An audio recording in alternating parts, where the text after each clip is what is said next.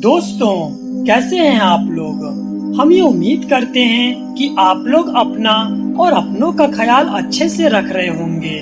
तो दोस्तों, आज की हमारी ये वीडियो बहुत ही ज्यादा यूनिक है, क्योंकि आज के वीडियो में हम डायनासोर्स के बारे में बात करेंगे और हम ये जानने की कोशिश करेंगे कि डायनासोर्स का वजूद आखिरकार कितना पुराना है और क्या सच में कभी हमारी पृथ्वी पे डायनासोरों का शासन था, और अगर था भी तो वे सभी अचानक से कहां गायब हो गए, और क्या डायनासोर्स को हमने जैसे मूवीज में देखा है, क्या वास्तव में भी वे वैसे ही दिखते थे या उनसे कुछ अलग थे, और क्या आज के समय में जेनेटिक इंजीनियरिंग की मदद से हम डायनासोर्स को वापस भी ला सकते हैं। क्वेश्चंस तो बहुत इंटरेस्टिंग है और विश्वास मानिएगा इनके जवाब और भी ज्यादा इंटरेस्टिंग है। तो आइए इन सभी रहस्यमय सवालों के जवाब जानते हैं, और जवाब जानने के लिए वीडियो को अंत तक जरूर देखिएगा, और इसी तरह के इंटरेस्टिंग, नॉलेजेबल, मिस्ट्री से रिलेटेड वीडियोस के लिए हमारे चैनल राम को सब्सक्राइब जरूर कर लें और साथ ही बेल नोटिफिकेशन को भी ऑन कर दें, ताकि हमारी वीडियोस की नोटिफिकेशन आपके पास आसानी से पहुंच जाए। तो चलिए, स्वागत है दोस्तों आपका हमारे YouTube चैनल पे, और हम ये उम्मीद करते हैं कि आपको हमारा आज का ये वीडियो पसंद आए।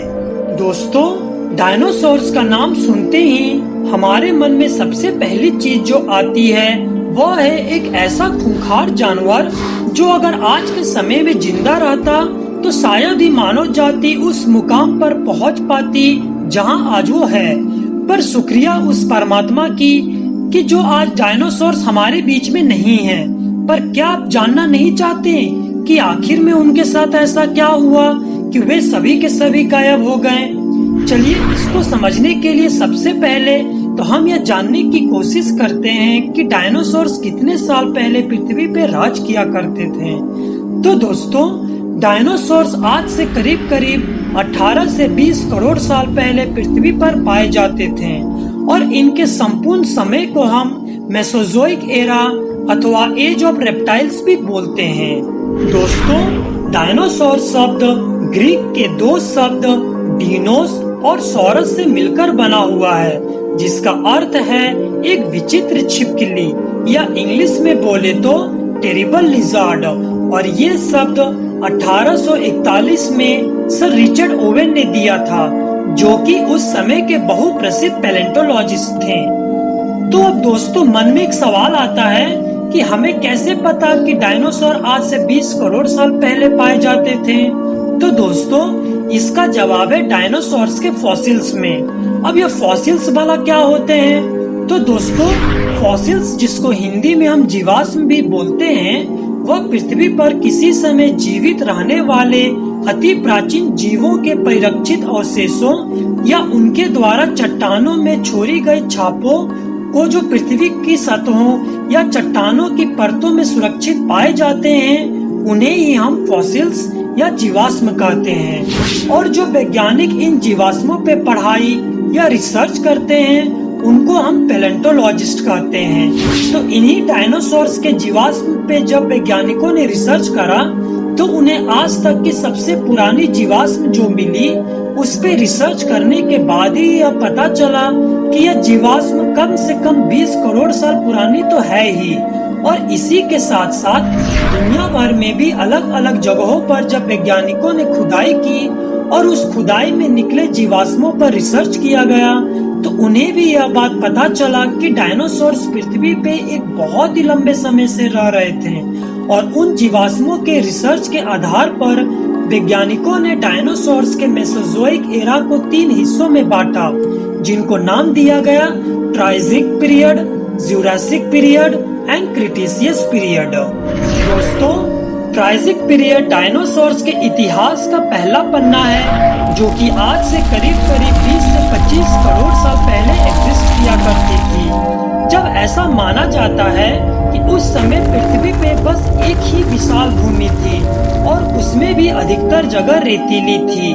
चलिए, इसको इस तरह से समझने की कोशिश करते हैं कि जैसे आज के समय में 7 अलग अलग कॉन्टिनेंट्स पृथ्वी पे पाई जाती हैं, पर उस समय ये सभी कॉन्टिनेंट्स एक हुआ करती थी, जिसको हम सुपर कॉन्टिनेंट या पेंगिया भी बोलते हैं। दोस्तों, इस पीरियड में डायनासोर्स नदी या गुल्म भूमि के आसपास ही रहते थे और ये पीरियड डायनासोर्स के आरंभिक समयों में से एक था। पर फिर समय बदला और फिर जुरासिक पीरियड आया, जिसमें वो सुपर कॉन्टिनेंट जो एक विशाल भूमि थी, क्लाइमेट चेंज की वजह से टूटने लगी और इसका प्रमुख कारण वोल्केनिक इरप्शन को माना गया। जुरासिक पीरियड आज से लगभग 15 करोड़ साल पहले एग्जिस्ट किया करती थी। इस समय इवोल्यूशन के कारण कई डायनासोर्स के प्रजातियों ने जन्म लिया और इस समय इन डायनासोर्स का मुख्य निवास घने जंगल हुआ करते थे। अब अंत में बात करते हैं क्रिटेशियस पीरियड की, जो कि मेसोजोइक एरा में सबसे अंत में आती है। इसको अंत में इसलिए भी बोला जाता है क्योंकि इसी समय के दौरान डायनासोर्स रहस्यमय ढंग से मारे गए थे। क्रिटेशियस पीरियड लगभग 6.5 से 7 करोड़ साल पहले एग्जिस्ट किया करती थी, जो कि हमारे आज के समय के हिसाब से लगभग सिमिलर है। और उस समय के दौरान डायनासोर्स पूरे पृथ्वी के अलग अलग हिस्सों में जी रहे थे, फिर चाहे वो जंगल हो या पहाड़ या समुंदर। इस समय डायनासोर्स का पूरी पृथ्वी पर एक कब्जा सा था। ऐसा इसलिए था क्योंकि हमें पता है कि जुरासिक पीरियड के दौरान कॉन्टिनेंट्स टूटने शुरू हो गए थे और क्रिटेशियस पीरियड आते आते वे लगभग 7 से 8 अलग अलग टुकड़ों में भी बंट चुके थे, जो कि आज के समय में हम लोग पृथ्वी पर देख ही सकते हैं। तो दोस्तों, यह थी वह 3 अवधि जब डायनासोर्स ने पृथ्वी पर राज किया था। चलिए अब आगे बढ़ते हैं और कुछ डायनासोर्स के बारे में जानने की कोशिश करते हैं। तो दोस्तों, डायनासोर्स आज के समय में पाए जाने वाले जानवरों से ज्यादा भिन्न नहीं थे। मेरा मतलब उनके खाने पीने से है। मेसोजोइक एरा में कुछ डायनासोर्स हर्बीवोर्स मतलब शाकाहारी थे, जो पेड़ पत्तों को खाकर अपना गुजारा करते थे। इन शाकाहारी या हर्बीवोर्स डायनासोर को हम सॉरोपोड्स बोलते हैं और इन सब में सबसे फेमस सॉरोपोड का नाम ब्राचियोसॉरस है, जिसको आपने हॉलीवुड के कई फिल्मों में देखा होगा। यह दिखने में कुछ जिराफ जैसे थे। इनकी गर्दन बहुत ही बड़ी हुआ करती थी और इसका वजन हजारों टन के बराबर था। दोस्तों, अब बात करते हैं कार्निवोरस डायनासोर्स, मतलब वो डायनासोर जो दूसरे डायनासोर्स को मार कर खाते थे। इस तरह के डायनासोर्स को थेरोपोड्स बोला जाता है और इनमें से सबसे फेमस थेरोपोड का नाम है टायरानोसोरस या टीरेक्स। ये डायनासोर के इतिहास में सबसे बड़ा शिकारी था। इसको हम डायनासोर्स का राजा भी बोले तो भी कोई अतिशयोक्ति नहीं होगी। तो दोस्तों, यह तो बात हुई उन डायनासोर्स की जो कि भूमि पे रहते थे। पर क्या आपको पता है कि समुद्र में भी डायनासोर्स की कई प्रजातियां रहती थी, जिनमें से सबसे फेमस डायनासोर का नाम है टाइलोसोरस एंड इलास्मोसोरस। दोस्तों, ये डायनासोर्स उस समय पृथ्वी के समुद्र पर राज किया करते थे और आज हम समुद्र में जितनी भी प्रजातियां देखते हैं, वे सभी कहीं न कहीं इन्हीं के वंशज हैं। अब अंत में उन डायनासोर्स की भी बात करते हैं जो उड़ सकते थे। जी हाँ दोस्तों, डायनासोर्स भूमि और समुद्रों पे रहने के साथ साथ कुछ डायनासोर्स हवा में भी उड़ते थे और घोंसले बनाकर अपनी प्रजाति को विलुप्त होने से बचाते थे। इन उड़ने वाले डायनासोर्स में सबसे विख्यात है पेट्रेनोडॉन। इस डायनासोर के पंख और चोंच बहुत ही लंबी हुआ करती थी और इनके पंजों के जकड़न आश्चर्य रूप से बहुत ही ज्यादा शक्तिशाली थी, जो इन्हें शिकार में मदद करती थी और इनको एक खूंखार शिकारी भी बनाती थी। आज के समय में हम जितनी भी चिड़ियों को देखते हैं, उनमें से वल्चर, जिसको हम गिद्ध भी बोलते हैं, वे इस डायनासोर के सबसे करीब वंशजों में से एक है। दोस्तों, हम उम्मीद कर रहे हैं कि आप वीडियो का पूरा आनंद ले रहे होंगे। तो चलिए अब हम आते हैं वीडियो की सबसे बहुचर्चित सवाल पे कि आखिरकार इन डायनासोर्स की प्रजातियों का अंत कैसे हुआ होगा और ये सभी अचानक से कहां और कैसे गायब हो गए? तो दोस्तों, सच बताऊं तो इस सवाल का एकदम सटीक जवाब दे पाना बहुत ही ज्यादा मुश्किल है, क्योंकि हमें पता है कि डायनासोर आज से करीब करीब 7 करोड़ साल पहले ही विलुप्त हो चुके थे और इतनी पुरानी चीजों पे रिसर्च कर पाना अपने आप में ही टेढ़ी खीर है। पर हमारे वैज्ञानिकों के कठिन परिश्रम और मेहनत ने कुछ बहुचर्चित थ्योरीज का इजाद किया है, जिनमें से हम 3 थ्योरीज के बारे में बात करेंगे। तो चलिए सबसे पहली थ्योरी की बात करते हैं, जिसमें कई वैज्ञानिकों का यह मानना है कि आज से करीब करीब 6 से 7 करोड़ साल पहले पृथ्वी से एक बहुत ही बड़ा एस्टेरॉयड या उल्कापिंड टकराया था और उसी के टक्कर के कारण सभी डायनासोर्स जो उस समय पृथ्वी पर रह रहे थे, वे सभी उस उल्कापिंड के कारण मारे गए थे। पर कुछ वैज्ञानिकों को इस थ्योरी में दम नहीं दिखता है, क्योंकि उनका यह कहना है कि ठीक है, चलो मान लेते हैं कि 7 करोड़ साल पहले पृथ्वी से उल्कापिंड टकराया था, पर हमें यह भी पता है कि उस समय डायनासोर्स पृथ्वी के हर एक महाद्वीप में पाए जाते थे। तो ऐसा कैसे पॉसिबल है कि एक उल्कापिंड पूरी पृथ्वी के डायनासोर्स का विनाश कर दिया? इसको इस तरह से समझ सकते हैं कि अगर एक बहुत बड़ा उल्कापिंड पृथ्वी के अमेरिका शहर से टकराता है, तो एक बात तो कंफर्म है कि अमेरिका शहर पूरी तरह से तबाह हो जाएगा। पर उसी समय भारत में रह रहे लोग उस उल्कापिंड के कंपन को तो महसूस कर पाएंगे, पर चांसेस कम है कि पूरी दुनिया एक उल्कापिंड से ही तबाह हो जाएगी।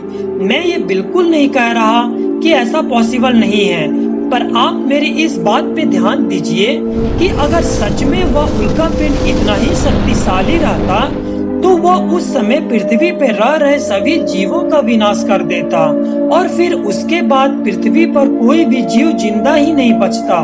पर हमें तो यह बात पता है कि कुछ जीव आज भी पृथ्वी पे ऐसे हैं जो डायनासोर से भी ज्यादा पुराने हैं, जैसा कि मगरमच्छ।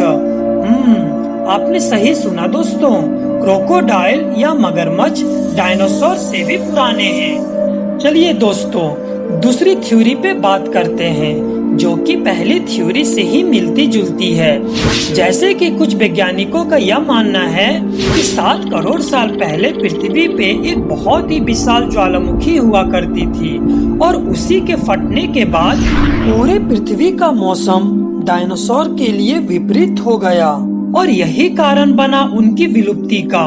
इस थ्योरी को कुछ लोग सपोर्ट करते हैं तो कुछ लोग इसका मजाक भी बनाते हैं। पर सच क्या है दोस्तों, मैं अपनी बात बताऊं तो मुझको उल्कापिंड वाली थ्योरी पे ज्यादा विश्वास है, पर उस थ्योरी में कुछ कमियां हैं जिनको हम आज अच्छे से समझने की कोशिश करेंगे।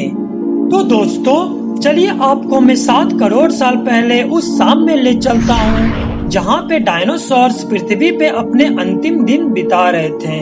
तो दोस्तों हुआ यूं होगा कि एक दिन एक बहुत ही बड़ा उल्कापिंड पृथ्वी के एक स्थान से टकराया होगा और जैसे ही वह पृथ्वी के एटमॉस्फेयर में घुसा होगा, वह तुरंत इंटेंस टेम्परेचर और प्रेशर के वजह से 10,000 परमाणु बम के सामान्य फट गया होगा, जिससे एक असीम ऊर्जा की भंडार निकली होगी, जिसके वजह से उसी समय उस जगह के लगभग 1000 किलोमीटर रेडियस में रह रहे जितने भी जीव जंतु पेड़ पौधे रह रहे होंगे, वे सभी तुरंत ही पलक झपकते भस्म हो गए होंगे।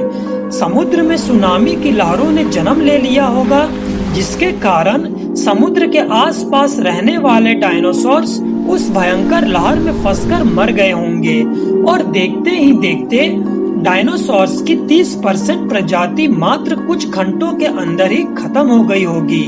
पर जो 70% डायनासोर्स बच गए होंगे, आखिर में उनकी मौत कैसी हुई होगी?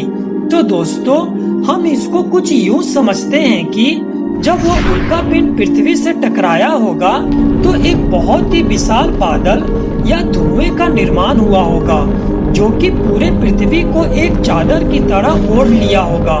अब हुआ यूं कि सूरज की किरणें पृथ्वी तक पहुंच ही नहीं पा रही होगी, जिसके कारण कुछ दिनों के अंतराल के बाद पृथ्वी के लगभग सभी पेड़ पौधे सूखने लगे होंगे। अब जो शाकाहारी डायनासोर बचे हुए थे उनको खाने को तो कुछ मिल ही नहीं रहा होगा, तो वे सभी भूख के कारण मरने लगे होंगे। और फिर इसके बाद जो डायनासोर्स मांसाहारी थे वे भी मरने लगे, क्योंकि उनको भी खाना नहीं मिल पा रहा था, क्योंकि सभी शाकाहारी जानवर तो भूखमरी के कारण मर चुके थे। और एक यही कारण है कि पृथ्वी के 30% डायनासोर्स तो उस उल्का पिंड के वजह से तुरंत मारे गए थे, पर जो 70% बच गए थे वे उस उल्का पिंड के बाद के प्रकोप से मारे गए थे। और उस समय पृथ्वी पर रह रहे छोटे जीव जंतु पृथ्वी के सतह के नीचे भाग में चले गए होंगे, जहां वो तब तक हाइबरनेशन में सोते रहे जब तक पृथ्वी के ऊपर का वातावरण फिर से रहने लायक नहीं बन गया। और यही कारण बना कि आज डायनासोर ही हमारे बीच में नहीं है, और दूसरे छोटे जीव जंतु समय रहते खुद को प्रकृति के हिसाब से बदल लेने के कारण आज भी हमारे बीच में एग्जिस्ट करते हैं।